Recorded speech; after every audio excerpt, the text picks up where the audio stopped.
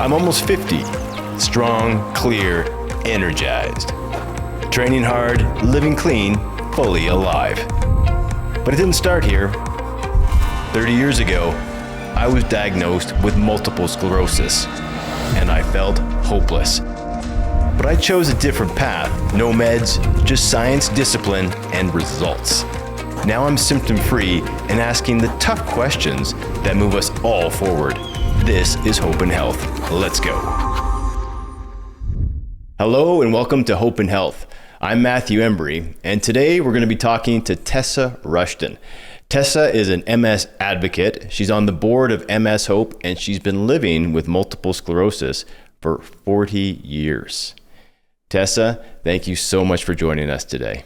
You're welcome, Matt. I'm excited to be here. Now, Tessa, you look fantastic. So you're obviously doing pretty well with the disease. Can you share with us when you were diagnosed and how you came to that conclusion? For sure. I had my first real exacerbation when I was 22 years old. Went to a neurologist. At that time, they didn't have MRIs in Calgary. So I had a CAT scan and a few other tests, and they didn't know what happened to me. I got better within a couple of days. Fast forward, I'm almost 30, I think, and living in Winnipeg. Had an attack that was very similar to my first one when I was 22. The lady I worked with knew the top MS neurologist in Winnipeg, gave him a call and got me in the next day. I was on an MRI the next day after that and diagnosed with MS the following day. Okay, let's talk about attacks, because for me, obviously, I've been living with multiple sclerosis for 30 years. My first attack was, pretty eye-opening. It started really suddenly. I was doing something like anyone else would do. I was mountain biking, and suddenly I started having neurological problems, and I can't feel my foot properly, and all that feeling goes all the way up into my chest. So for me, a shocker. What was it like for you?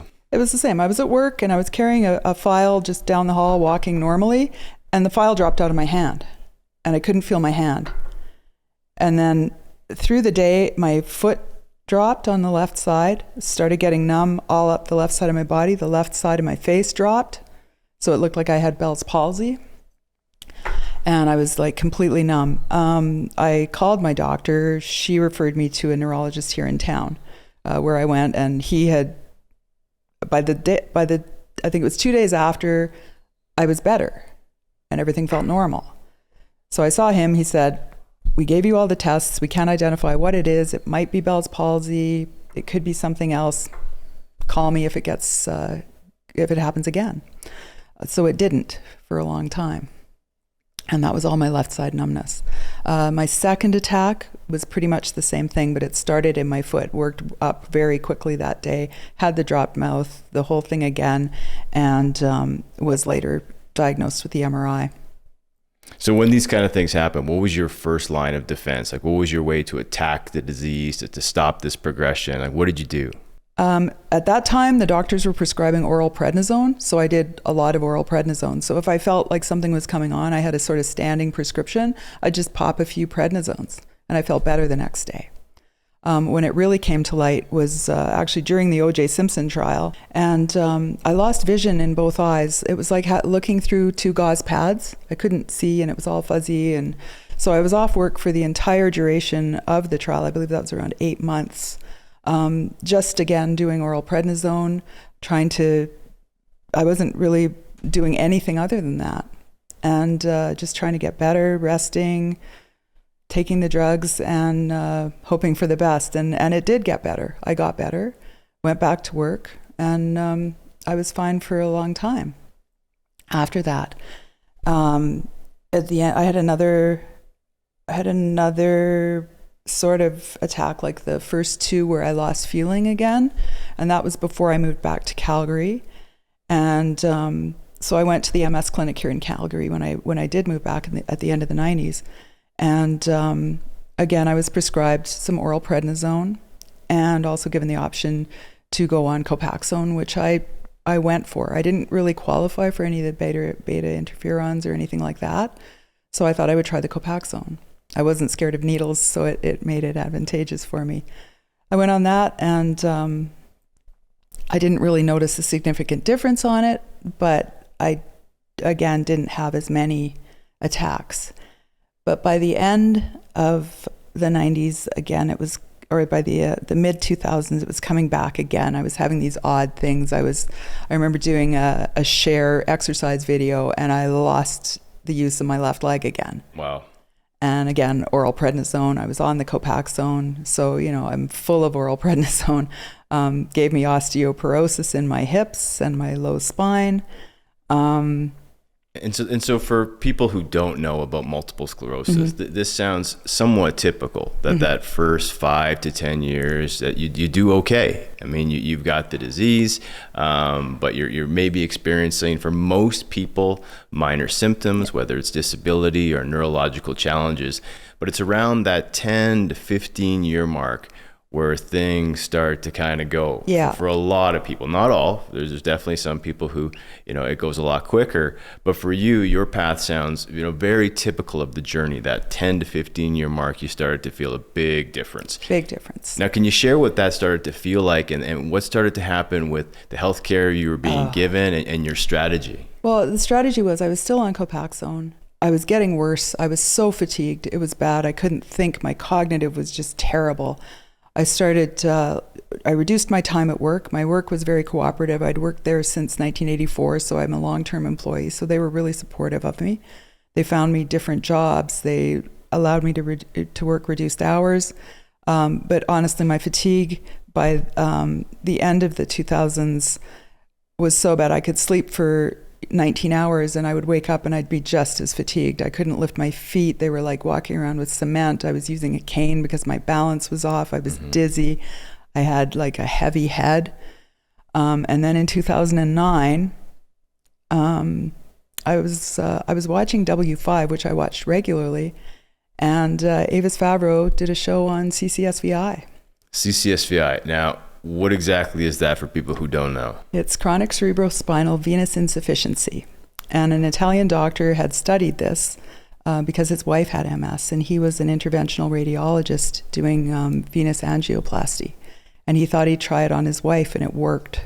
Okay, so for people who have no idea with what we're talking about, we're throwing around acronyms and we're a CCSVI and a Venoplasty. So if we break this down, what I think, correct me if I'm wrong, what it means is we have insufficient blood flow from the brain all to the rest of the body. And it's brain and cerebral spinal fluid flow. It's not just the blood flow.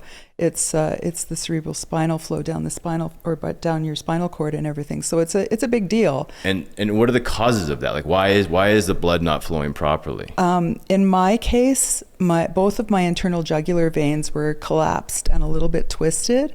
And my azygos vein, which is the vein that runs down the middle of your body, was collapsed 90% most of the way down. So it was just closed and no blood or anything could go through it. Okay, so you've got 3 major veins that are doing the draining, so to speak. Right. And in your case, all 3 were blocked. All 3 were blocked. It's more or less like you're being strangled. Almost. It's like a slow stroke is what I've heard it referenced. Because the blood can't get to where it is. And I was awake but sedated when I had the treatment done, and I could watch the veins as they were opening them and where the blood flow was. So what exactly is the treatment? I mean, you mentioned the word venoplasty. So like, again, we'll back this right up. So a venoplasty is more or less like an angioplasty. It's an angioplasty in a vein. Yeah. They balloon it. Yeah, so a little balloon goes in, opens up. My Bulgarian doctors told me that I had hard stenosis, which meant that when they opened my vein, it stayed open. If you have soft stenosis, they kind of collapse back. Mine stayed open beautifully, all 3 of them. And an interesting thing that my body had created, because I had no blood flow, when you looked at the blood flow in my body on the screen, when they were going in with the balloons, I had all these veins across my back, little tiny capillaries all across my back, almost like angel wings. And when the doctor opened up my azygos vein like this, there was a big stripe of flow and all those veins collapsed. So my body had created all these tributaries just to get blood flowing through my body. It was quite fascinating.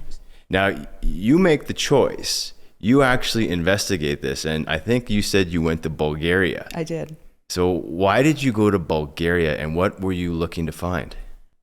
At the time, I was so excited about this. And I had originally said when I watched this show that, oh, this is my mom. She had ALS and she had all these heavy heads and all these things. Phoned my dad and he said, no, this is you, because he was watching it too. And I went, what do you mean? He's like, no, think about it. Your head is always foggy. You know, you're not doing well. So let's find out about this. Where can we get this done? So the next day I phoned the MS clinic here in Calgary and was quite quickly shut down and told that it was dangerous and it was ridiculous. Now I have doctors in my family. I phoned my uncle and he said, you know what, you need to do this. So if we back this up, you're diagnosed with multiple sclerosis in the 90s. Okay, so things are going okay, then all of a sudden they're not going okay. You're watching television, you see a big news story about an Italian doctor who is starting to open up people's jugular veins to help them with multiple sclerosis. So it's suddenly there's a vascular question when it comes to the disease. Now you make the choice. You actually investigate this, and I think you said you went to Bulgaria. I did. So why did you go to Bulgaria, and what were you looking to find? Originally, I was going to go to Florida. A friend of mine had gone to a doctor down there and had it all planned, had the plane tickets, the whole bit, and he was shut down the next day by the FDA. After that, it was kind of a scramble. A girl in Saskatchewan who I was friends with in Facebook in our community, in the MS community, had gone to Bulgaria, and she had success. She was actually there the week before I went. And another girl I worked with had gone as well and had some success with it. So I thought, okay, I know two people, let's go for it. So I ended up going to Sofia, Bulgaria to Dr. Petrov's team. And it was a really interesting experience. Okay, so you get there, you find out that you have all these blockages. So you find out that you have a blood flow issue, that you have CCSVI, a vascular condition. Definitely. Okay, so tell me about what were you like before you had that, the venoplasty, opening up the veins, and what were you like after? How dramatic were the changes in your symptoms and how you were feeling? It was dramatic. My head was so heavy. It was like I was tired all the time. Like I was fatigued beyond anything that if someone was up for 2 weeks without sleep, I think it might be maybe touching on how fatigued I was. My left leg dropped. I was dizzy all the time. I had pressure and it was horrible. And I really thought that I was dying. Like I felt like I was dying. I walked into the angioplasty or the venoplasty room and I had results on the table I didn't even realize were wrong with me, which was a really good message for myself. I just hadn't realized that I couldn't wiggle my toes. And the doctor said, try wiggling your toes. So I wiggled my toes. And I'm like, I just wiggled my toes. Like I haven't done this in like years.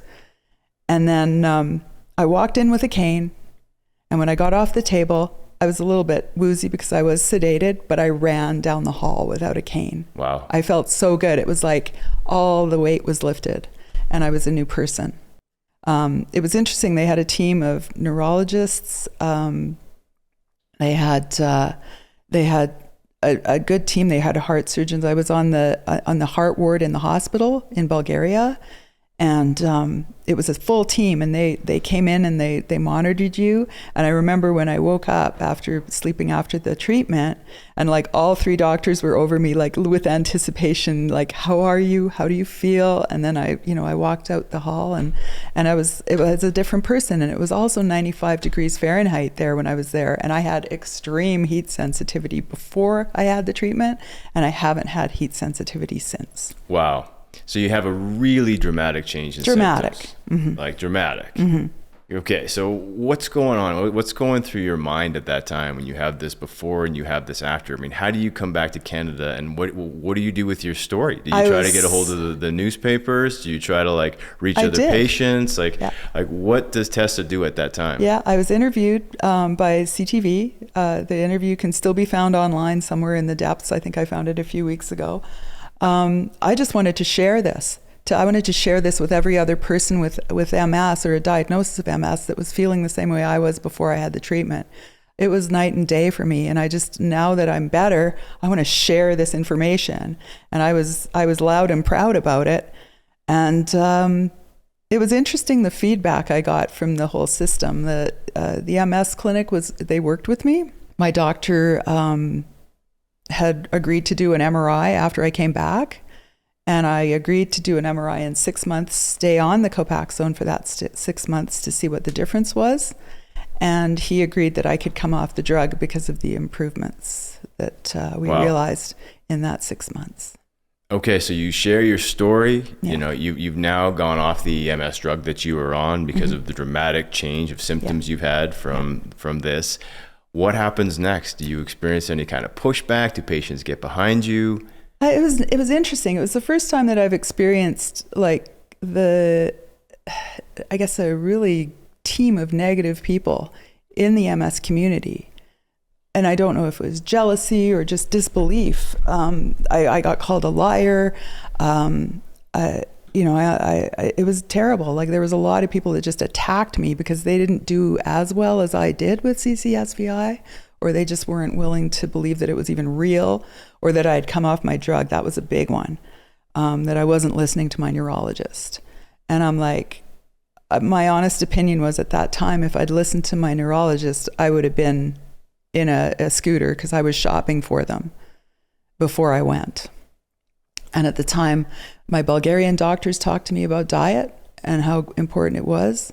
And when I came back, I was involved with your dad. I met your dad through the CCSVI movement here in Calgary. We did protests to get it done in Canada.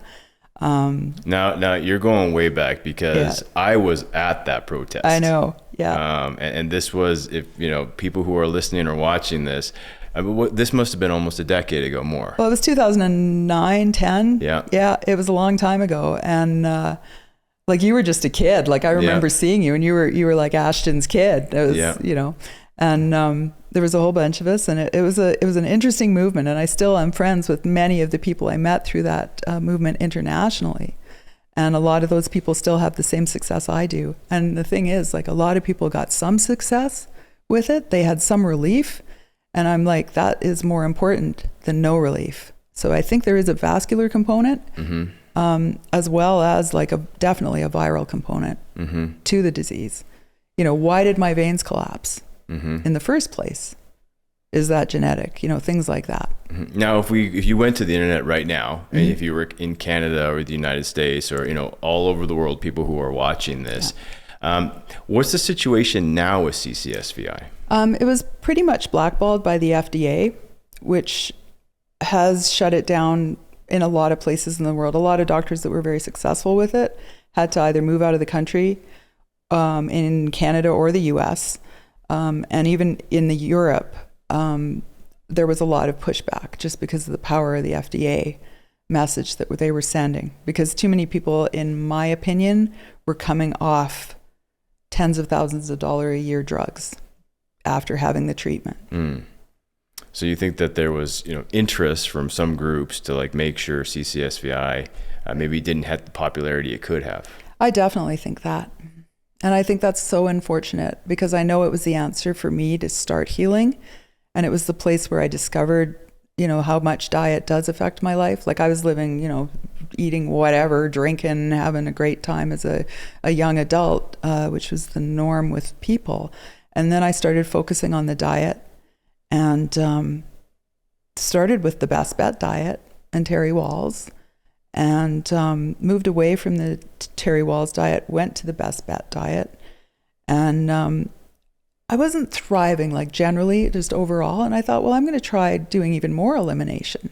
Well, before we get into exactly what you eliminated, because you have a fairly extreme diet, which we're going to get into, let's talk about how diet even came into your world. Sometimes it's something that most MS patients or people with other illnesses will go into their doctor's office. And there are some who get some great nutritional counseling, but there are others that aren't. What was your experience like? You get diagnosed with multiple sclerosis. Were you told that diet had anything to do with the disease, and if you should be following specific protocols? Not by the medical community, certainly. When I first heard about diet was from your dad, when we put together CCSVI Calgary, and he was talking about the Best Bet diet. Your family developed it, and I dipped my foot into that.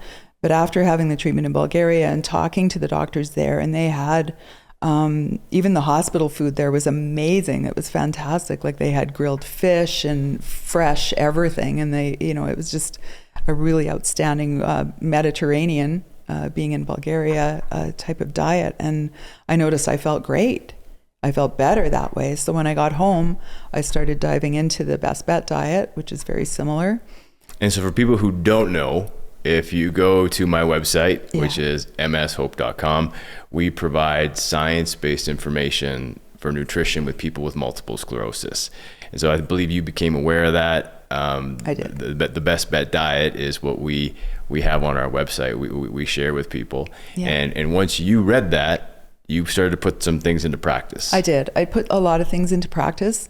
The one thing I didn't stop drinking beer, which was, you know, gluten. And I did go to gluten-free beer for a long time too. And then I quit drinking a few years ago, and I just found that was really, really beneficial. So you kept having some of the things, but then how strict did your diet become? And for people, what effects did you start to see? I mean, you had radical effects with CCSVI. You go there, you get blood flow restored in your body, dramatic effects.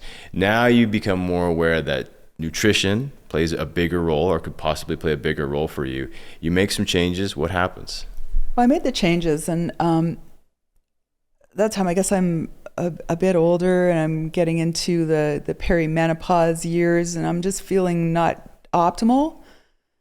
So I started doing workouts with Beachbody at the time, who had like vegan protein shakes and things like that. So I dove down that road, and I went vegan for a few years.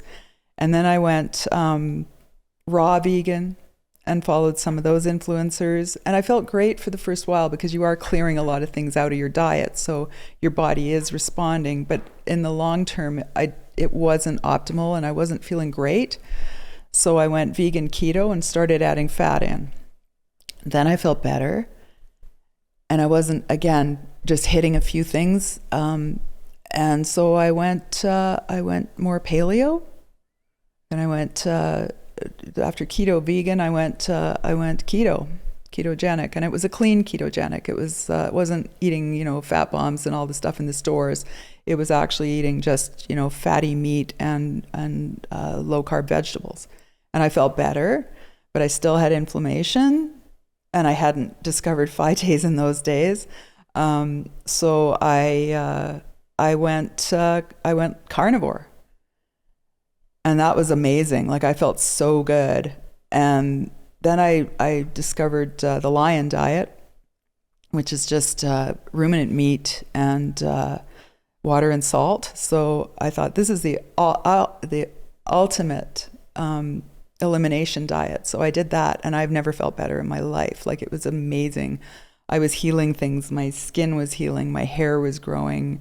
I felt wonderful. So I know it's like opposite of the low fat Best Bet, but I discovered the high fat was actually feeding my brain. Now, I've had concussions as well. One from a serious car accident we were in just over 7 years ago, where my husband got a traumatic brain injury. So I went down the traumatic brain injury route, trying to find things that would help him. And through that, again, I just kept coming back to the high fat, helping your brain, because your brain's made of cholesterol. The myelin sheath's made of cholesterol. And I found I felt amazing. So I kept doing it. Now, before we get into the particulars of some of the dietary choices you've made and where you've gotten today, you know, just listening, it sounds like you've been through a lot. Your mom had ALS. Yeah. You're diagnosed with multiple sclerosis.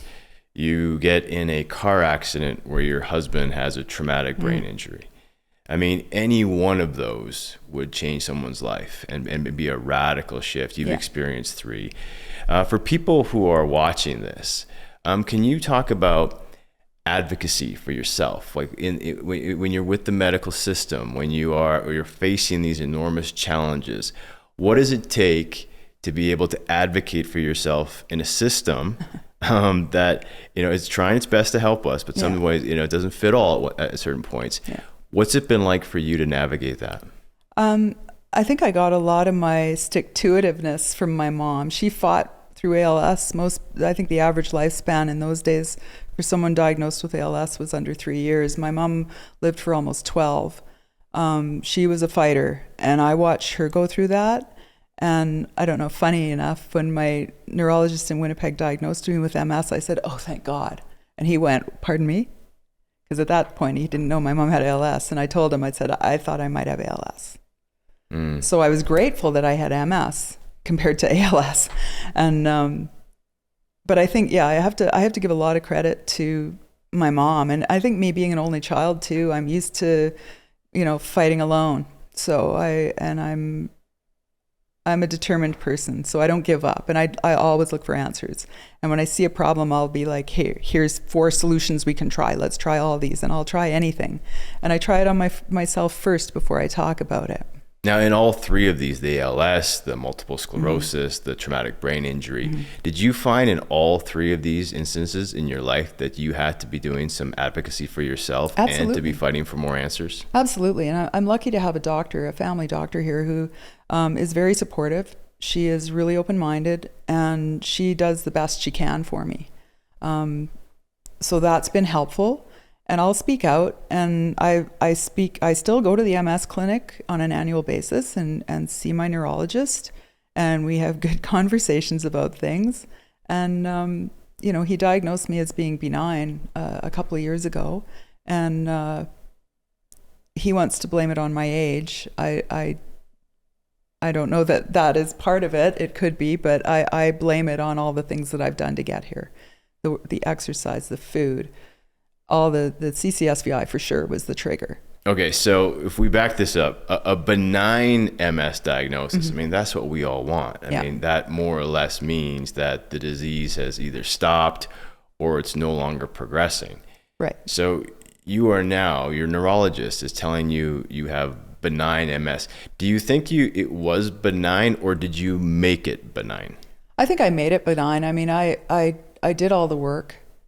I know how I feel, and since I got off that table in Bulgaria, I have not had a new MS thing that I have noticed. I still have existing things that didn't get better after the CCSVI, but I would recognize if I had an MS thing, because I was always like, oh, that's an MS thing coming, or you could tell, and it's like, oh, here's the MS, let's go get some prednisone, whatever. But I haven't had one of those since I got off that table in 2010. Now, you've been vocal about your journey. I mean, Yes. here you are talking to me. Yeah, this is obviously going to be on national television and all over the world on YouTube. I mean, you didn't have to do that. I know. You could have just, had your blood flow properly restored, found your way to a nutritional plan that worked for you.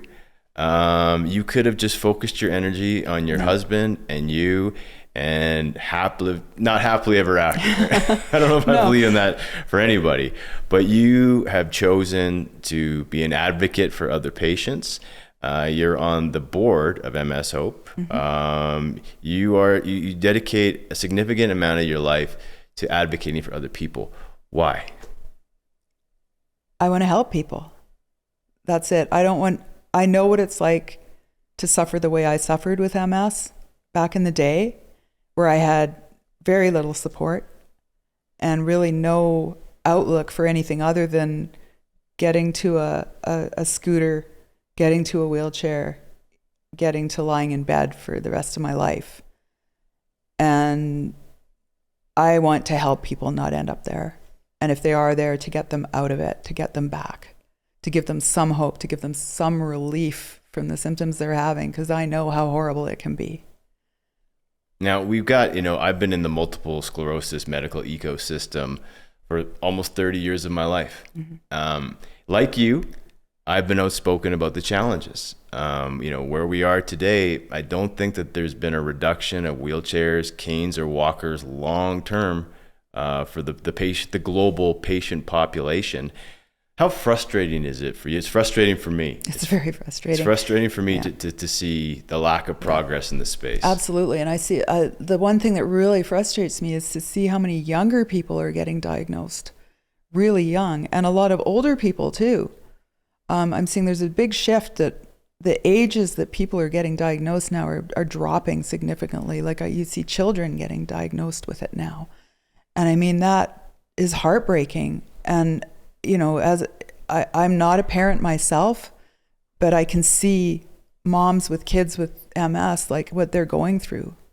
And it just, I want to make it better. I want to make those kids better. I want to find something to end this horrible disease. Mm-hmm. And now we've also heard things that, you know, there's a cure in 5 to 10 years. Have you ever heard something like that? Because I know I was told 30 years ago, I was told that there'd be a cure in 5 to 10 years. And here we are 30 years later. And I heard that 40 years ago, Matt. So 40 years ago, we've heard the same thing. Mm-hmm. And from what I can tell, there really is no cure in sight. And I don't want that to be, you know, really pessimistic or bad news for people. But with that in mind, you know, if someone calls you right now, you got a text or an email after this, people see it, and they've been newly diagnosed with multiple sclerosis. I know you don't give medical advice. No. But what would you share? I would ask them, you know, what their symptoms are. And if they're similar to the symptoms that I had, I would tell them the things that helped me. I'm open about having CCSVI. It's still available in the world. I'm open about diet. I find the Best Bet diet's a good place to start, especially if you're on the standard American diet or standard Canadian diet. The Best Bet diet is gluten-free, dairy-free, yeah, and low fat, low sugar, low sodium. Start there and start taking things out and seeing what helps you, what inflames you. You know, go to practitioners like chiropractors and massage therapists and try to relax and don't stress out, because stress is the worst thing, I think, for MS. It just drives you, drives the nervous system. Find some way to relax, get into meditation, things like that, just to bring your system down. Keep investigating, question everything. You know, find a doctor that's willing to work with you.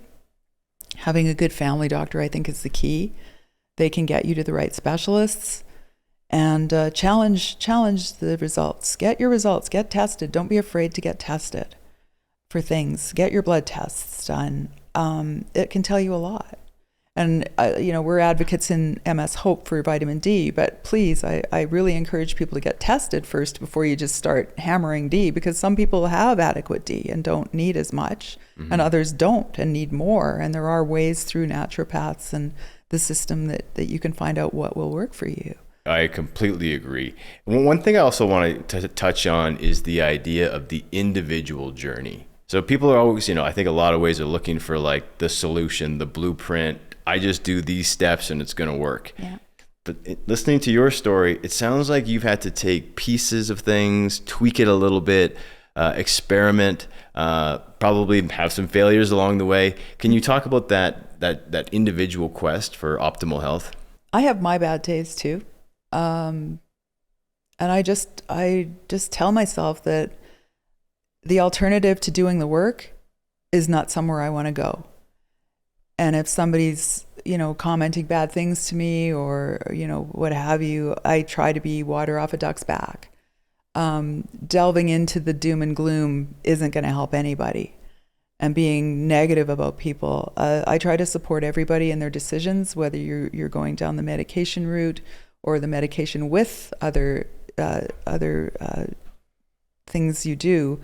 There is no maybe one answer, but you just have to buck up. I don't know. My parents were Scottish, so I heard, you know, just buck up and toughen up. Like, don't let the world get you down, because the world is built to get you down. Turn the news off. Listen to music. You know, dance as long as you can. Move as much as you can. If your legs don't work, move your arms. Move your head. Just get your body moving in any way you can. Don't lose hope, because there's people like us fighting to get hope for everybody. I think everybody is, you know, just like me or thinks like me, but it's really not true. And I just think my way is I don't give up.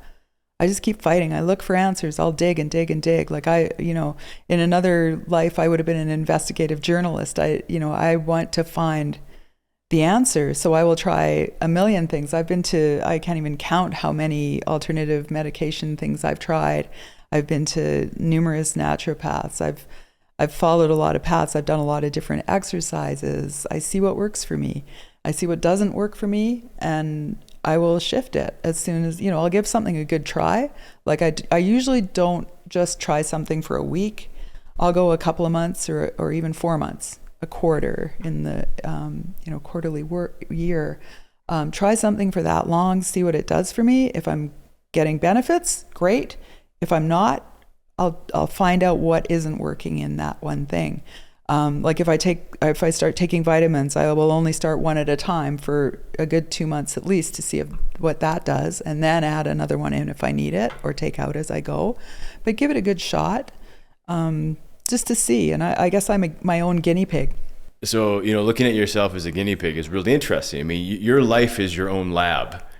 You've got to figure out what works for you, add the different ingredients and all these different kind of things in our lives and just see what works. So do you think each person needs to approach themselves with that knowing that I'm different, my journey is going to be a totally different ride than anybody else's, but the information to make that ride incredible is out there if I go find it? Exactly. Like I think it's definitely helped me.